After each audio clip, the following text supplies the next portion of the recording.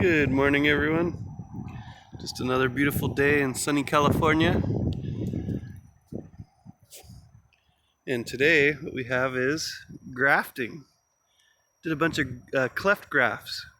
These are cherries, random different cherries on the peach tree. Cherries on the peach tree.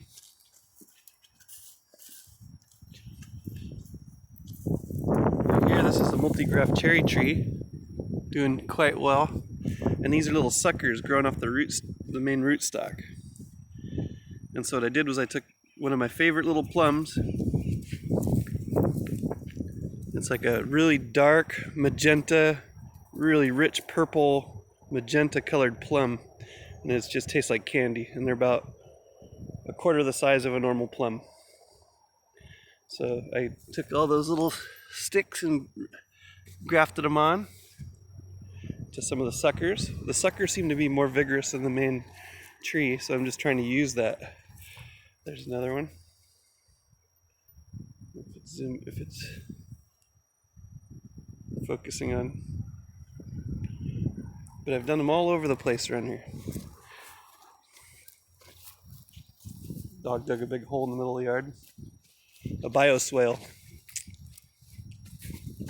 They're putting pressure on the gophers. There's another one. Right there. Cherry. I took the cherries and I pruned them and saved them. Random different cherries, right? Let's see here. All those little danglers. Different types of cherries on the peach tree. So it's been kind of fun. Trying to propagate a little bit more. A little more diversity on each tree. I was trying to put the cherries down low because I don't want to climb way the hell up the tree just to pick one cherry or two cherries. A big piece of fruit maybe. I thought I had another one over here. Oh yeah. Down in this little tree here. Suckers. You have grafts. So they got kind of cold in the fridge, so we'll see. They got a little bit of ice in the bag. Hopefully cherries and plums are resistant to that. I'm assuming they are, because they require a certain amount of chill hours to eat anyway during the winter. But this is a Fantasia nectarine with cherries on it. And then in here somewhere, oh yeah, right at the base of that we have a fava bean. We have random fava beans growing everywhere. And then the root stalks I just stuck in the ground. So there's a, right there. That's the root stock clipping that I cut out of the way in order to graft. Stick that in the ground, and then you're good to go. Maybe there's a small chance it might take. Artichokes are doing good. Sunflowers and sour grass popping up everywhere. Bringing the bees around. This little tree, I lost the tag to it here, but it's starting to bloom already.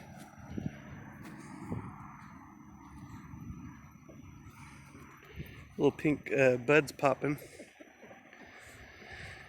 So I don't know what we're gonna do. I guess the bees are out pollinating the sour grass, so maybe they'll hit this tree. We'll get a little bit of fruit set. It's January, 5th or 6th or whatever, early January. But just trying to take a clue from the trees. Some of their buds are starting to swell. So we're trying to get ahead of it and get some grafts on. Kind of mix up the fruit a little bit.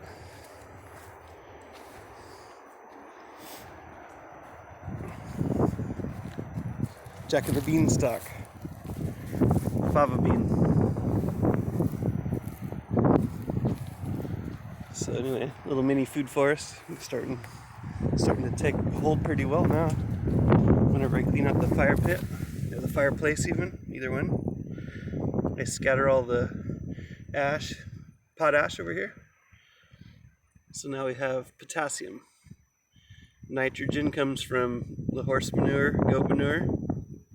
Potassium comes from the fire. So that's two of the main ingredients. To get your trees to grow, they need nitrogen. To get them to fruit, they need potassium. So a lot of the starts are taken. Some of these trees are thinking that it's springtime because the weather is crystal clear blue.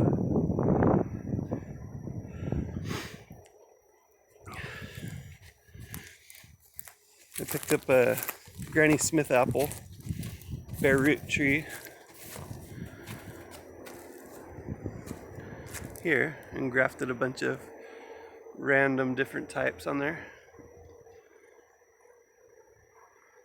Chip graft, cleft graft, all the way down. So that's going to be a Franken everything tree. I left two Granny Smith branches towards the mid section of the tree, and then a few up top. And I switched out the main tip of the tree. I don't know if you can see that too well with the sun.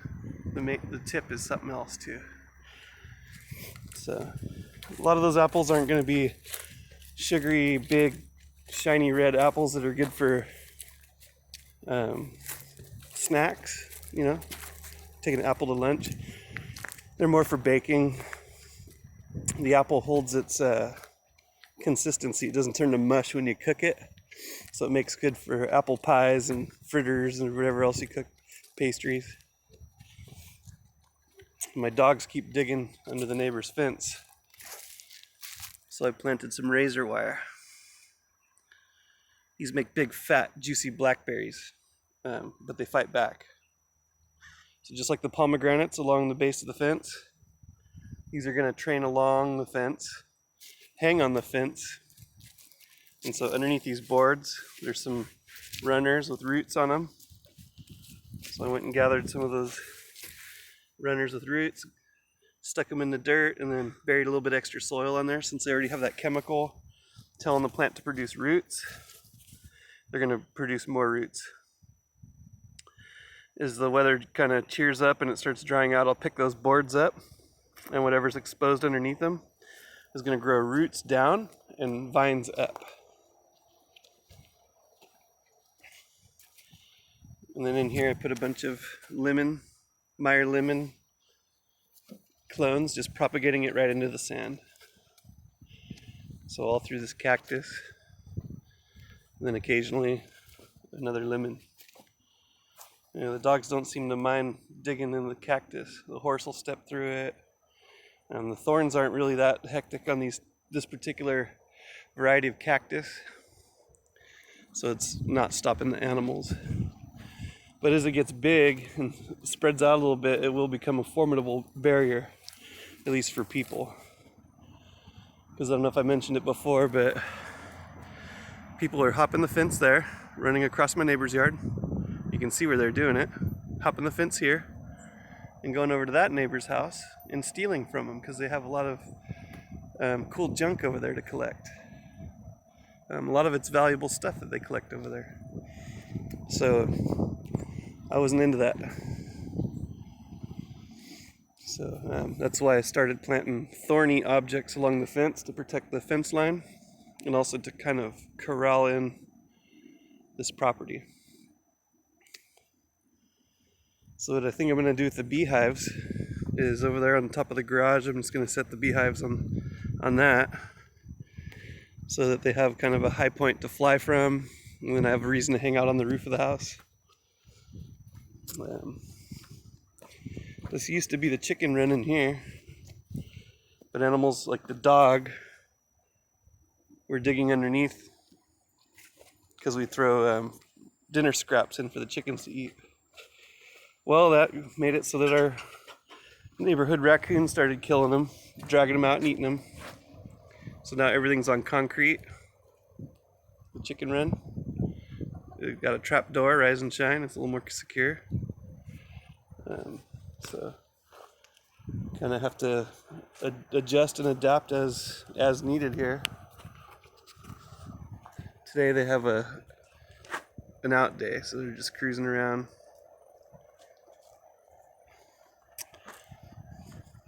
Yeah, but consider grafting onto your trees if you know of somebody or some place that has a lot of different types of trees that match the trees that you might have at home. Why not take and connect a couple branches together and have a multi-graft, more than one or two or three, maybe have 10 varieties on one tree.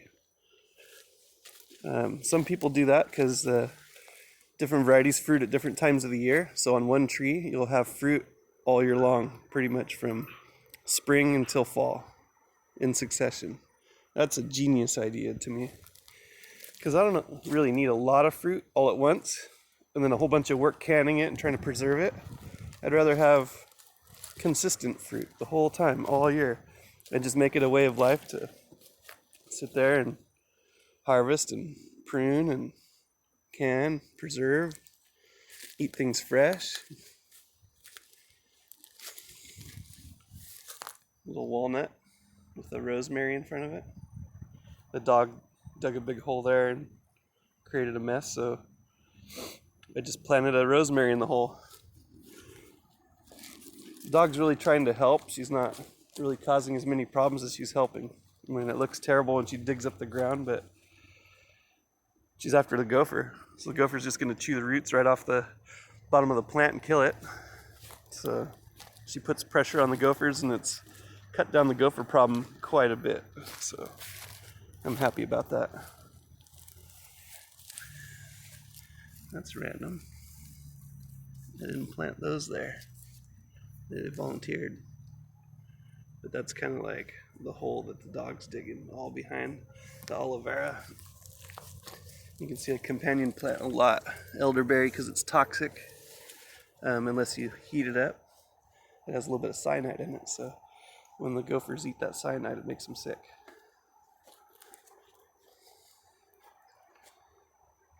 Anyway, we'll keep this short. Just wanted to give you a quick update. We're grafting today. So like and subscribe. Give me a comment if you have any questions. Otherwise, I'll see you on the next one. Love you guys.